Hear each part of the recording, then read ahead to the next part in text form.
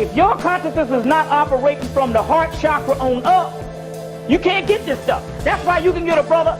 The brother could not have heard anything. Can walk off the street, come in here and hear some knowledge for the first time, and he got it. And be a soldier, be serious about it. Then you can have a person, they can go to every damn meeting and they're still the same niggas they were in 1914. Kryl, late head of the Cleveland Medical Laboratories, has rediscovered what the ancient sages were familiar with, the radiant sun in man. Every man, proclaimed the ancients and the medieval, fire philosophers, has a little sun within his own breast.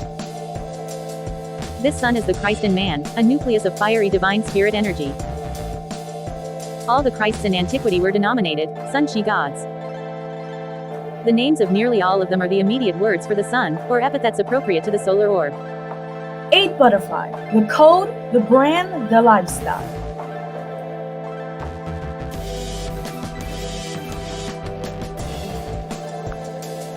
Like a live electric wire, twisted into innumerable loops and folds, each outwardly entirely dissimilar to the other yet charged with the same current, all religions, creeds and sects of mankind, all secret methods of mind training, magic or sorcery and all disciplines for the attainment of mystical ecstasy or religious beatitude, whichever led to some tangible result, one and all had their roots in Kundalini. There is no doubt that what I am asserting was known in almost all the vanished civilizations of the past. The basis of all the mysteries, whether Babylonian, Egyptian, or Greek, can be definitely traced to Kundalini. That, I'll say that shit in class, because that, motherfuckers is already giving that shit out on PDF. You lucky ass niggas, you ain't got no reason to walk around here and the best you got in your fucking arsenal is the word hotel. Yeah. Electromagnetic. I am that I am that I am that I am that I am. What we working with? Yo, darkness around me, channeling that darkness inside.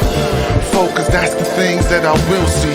All real niggas divine is the mind, yeah. All real niggas divine is the mind, and we manifesting darkness around me, channeling that darkness inside. How to never pray again. How to never pray again is to become the entities that you're praying to, is to realize the illusion of separation and understand, overstand, understand that you are the light and the light cometh from the darkness. You are present divine awareness, the entire electromagnetic spectrum. In this video, Bobby Hemmitt is going to present and he's going to show you the importance of harmonizing your frequency to the heart chakra so that you can move beyond the perspectives of physicality and step in your divinity. He dropped gems in this video. He dropped gems and he gave scholarship, and we're going to go into one of the scholarship that he gave. We're going to go into the book called Who is That King of Glory? And we're going to take an excerpt out of that book that is going to extend on the conversation that Bobby Hemmitt was talking about. It's going to show you that all the mythologies have this conversation in it already. So you've been aware of this information already. If you're in church or any religion, this information has been presented to you before. So it's not nothing new. But what you're going to get here is the esoterics. What you're going to get here is the occult conversation with the symbols to impact your subconscious mind, so that after you leave this video, you have no choice but to step in power, because the information is in your subconscious now, and it's now gonna activate you in different ways, so that more and more and more of it is gonna keep moving in to your present conscious awareness. So let's get right into the information. Let's get right into the conversation with Bobby Hemmitt, because guess what? We're going to step in this, and this is something that I've been stepping in for years, so don't be afraid. Why I'm telling you to not be afraid is because I've been just like you before. 10 years in what we would call religion, and in a real way. I'm talking about the soldier way. I'm talking about a part of the organization to where I'm a member. I'm talking about I know all the princes and the princes know me as the Hebrew Israelite that I am even now, because I move with these understandings. But guess what? I step in divinity. Why? because I understand that I am right now. Let's get into it.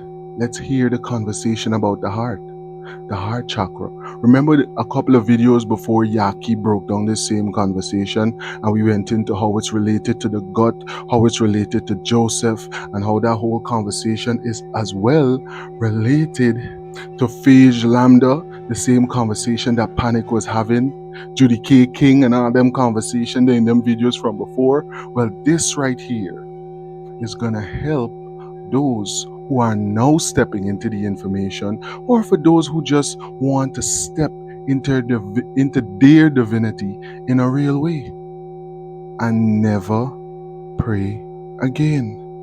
Never pray again. Why? Because you are a Titan. You make gods. Just as you have different chakras, which is wheels of light, you have different intelligences or different frequencies of consciousness. The majority of the people on the planet, 99.9% of all the people on the planet, consciousness is in the root chakra. You see what I'm saying? Now that's a long way between here and there. You understand? In order, so if your consciousness is in 1, 2, 3 chakras, from the root to the navel chakra, it gives you a degree on how you have different personalities. But if your consciousness is not operating from the heart chakra on up, you can't get this stuff. That's why you can get a brother. The brother could not have heard anything. Can walk off the street, come in here and hear some knowledge for the first time, and he got it. And to be a soldier, be serious about it.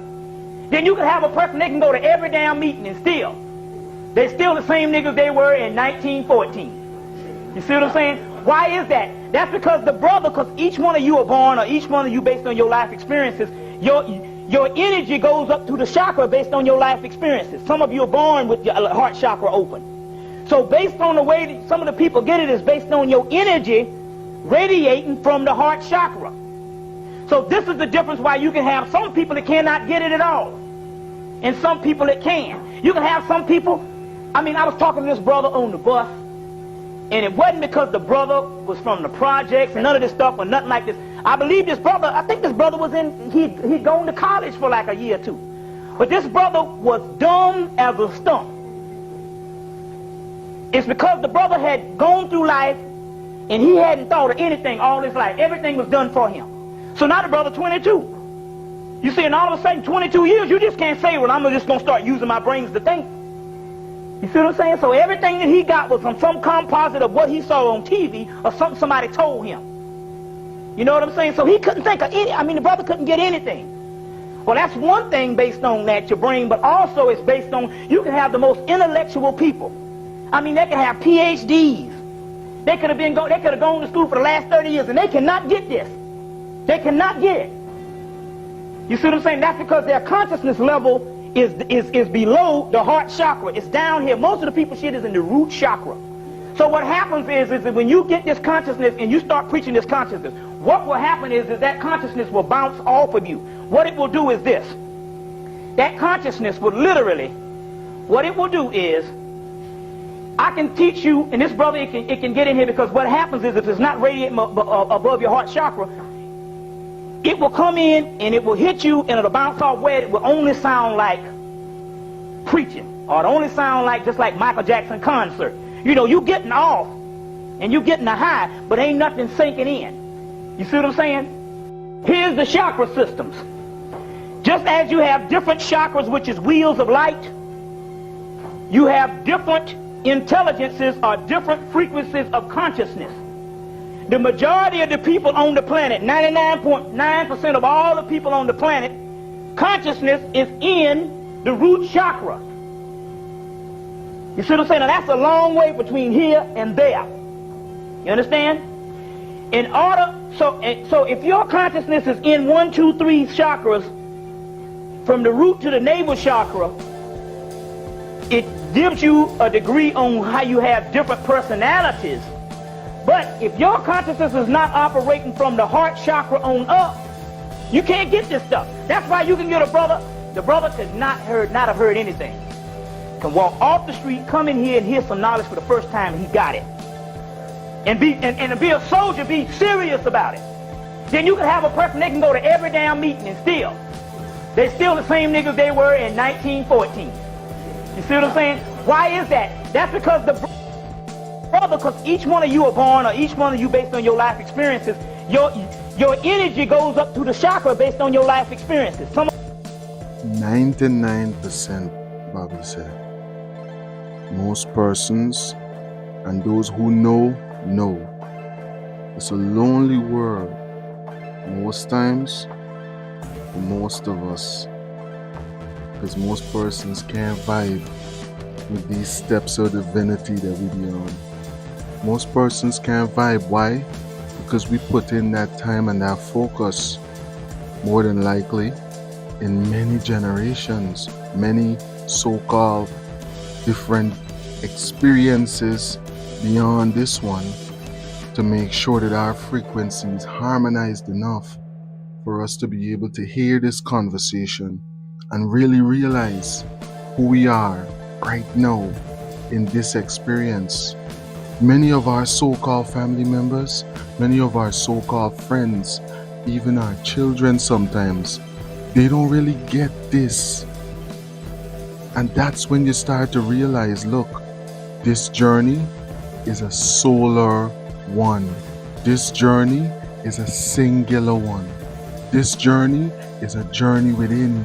This journey is not one that you gotta share and congregate and bring along fellowship.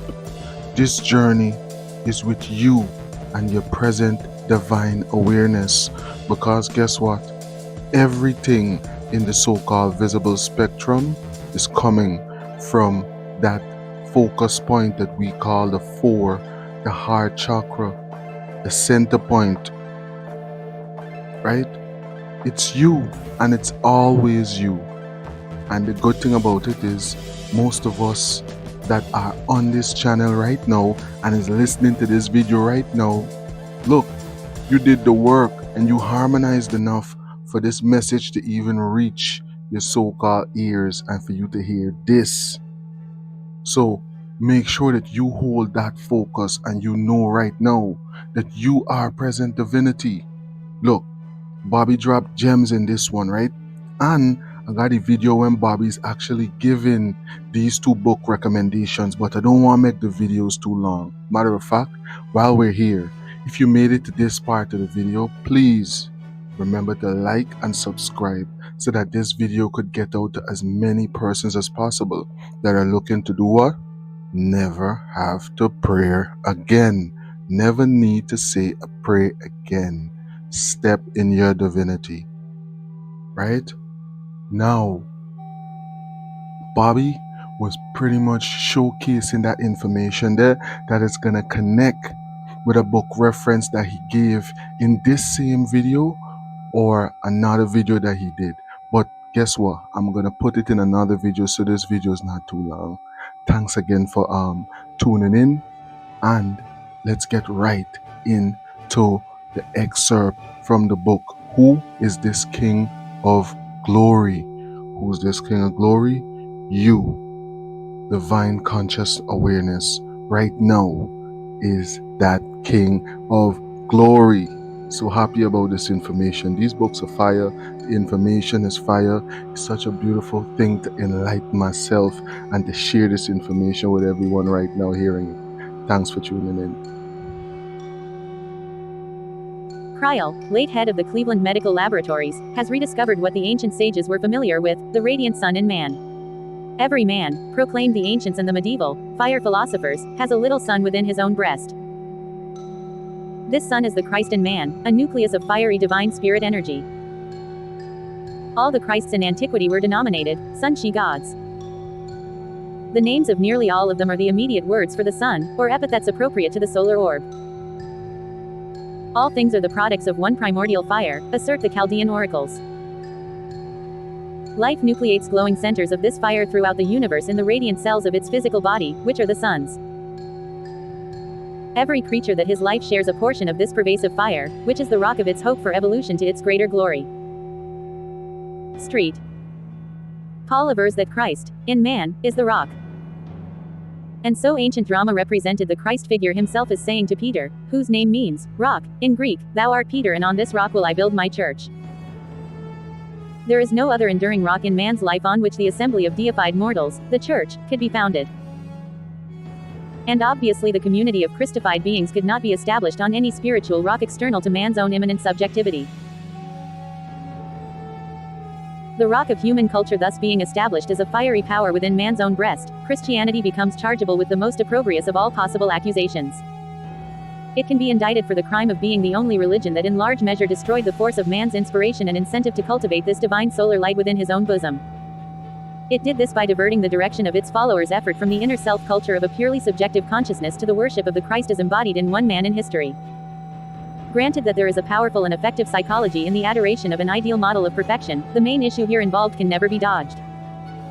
No matter how emotionally, how fanatically the worshipper pours out adoration to a person in objective life, the work of his own evolution is not accomplished until he effectuates the ultimate divinization of the nuclear potentiality of deific fire within his own self-controlled area of consciousness. The balanced forces of human uplift would be thrown into immediate chaos if it were in the end possible for a man to achieve his apotheosization vicariously, or in any other way than through his own effort. By virtue of the fact that man was provided from the start with the presence of a unit of divine fire within the heart of his conscious being, he was adequately equipped to fight his own way to the goal of glory.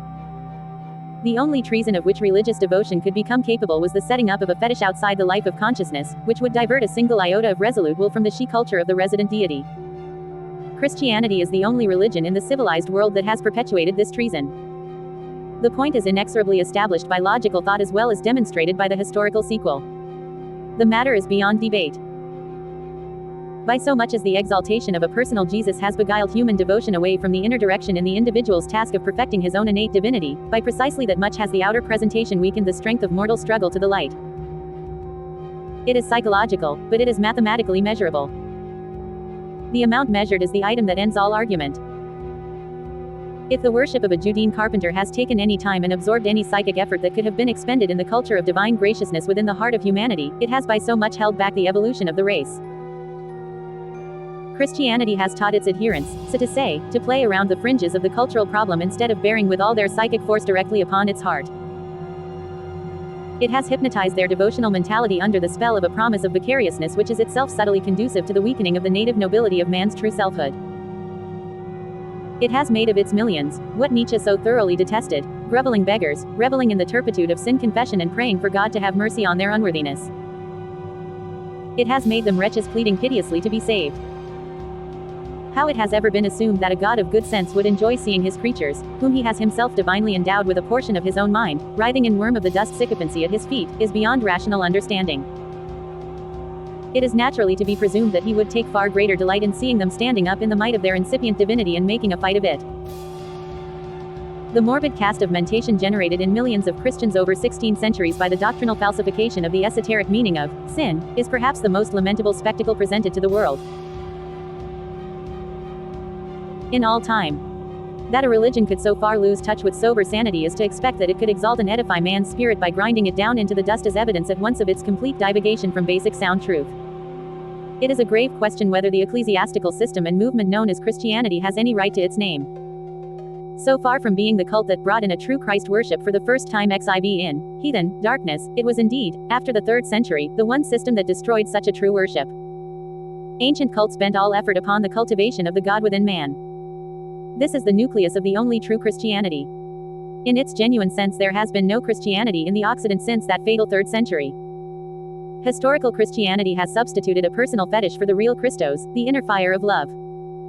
No matter how appealing the figure substituted, it never can do the work of actual soul culture. And history has sealed this verdict. It is almost certainly true that in no quarter of human life has history so obviously and glaringly demonstrated the want of mankind's reliance upon the God instinct in the heart of the nations as has been evidenced by the horrifying spectacle of inhumanity and animal savagery put on display by the so-called Christianized nations. Christianity has never led the fight for culture. On the contrary, it has hung like a drag wheel on the car of real cultural and scientific advance for many centuries. It has struck at every pioneer in the progress of true culture. Its highest practical aim has rather been to maintain an average level of decency in traditional forms of social life. So, you heard that. And you know that we've been going into that information for a while on this channel. When he said the 4, you mean everyone has present divinity within them? Everyone is the Christ? The electromagnetic spectrum and everything around us is confirming that we are present divinity? But what does that mean? There's some of us who are normalizing our dysfunction. Why are we normalizing our dysfunction? Why are we still praying? Why? Why are we normalizing this dysfunction? Why are we doing it? Because we are moving around in a low self-esteem. We look in the mirror and we don't see divinity. We're looking for divinity outside. We're looking for divinity in everything else around us, not realizing that everything that you see, just like the stuff you see in the mirror, which is the closest illusion to you, is just a physical representation of you, the potential primordial feminine energy. Right now, that's where we are at our core. But on this visible spectrum, everything that you see represented, guess is what? Still you, because from the darkness comes the light. You see, this is the esoteric information that a lot of us don't get into when we find ourselves in these organizations, whatever the names might be. You know them, I know them. We're not going to mention them here. We're not about offending anyone. I used to be a part of them for 10 years. I look at these symbols all the time and I never got into the esoterics behind it. So I'm not speaking from a place and I'm not speaking as a person who never went through the experience. Come on, I'm being honest with you. Why pray again? Study these information. Get into the occult understanding of the things that's right in front of you. The illusion of separation, right? The illusion of your separation from present divinity. That's the thing we need to step beyond. Because when we step beyond the illusion of separation and we understand that we right now are present divinity, then where's the need for prayer? Where is the need for prayer? You wouldn't even think about doing that. Your heart being light as a feather is to realize this is empty. My heart is light as a feather because what would make my heart heavy?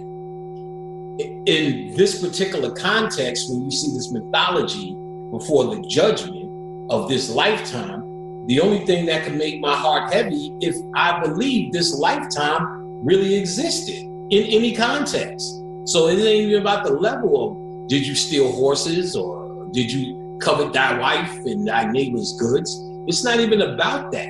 It's about, do you believe this shit really happened? Or do you believe your soul was entrapped into a mind matrix? And understanding that, knowing that, not just believing it in terms of blind belief, believing in what you know to be absolute within. Moss ass, nigga. Now don't lie, I ain't gonna lie. I took 2 big ass teaspoons of sea moss today. Ain't nobody here shitting on that sea moss, boy. That shit make you feel like a nigga. And then I made a whole goddamn beat. You heard? I was like this. I made all that shit this morning, nigga, before you got here.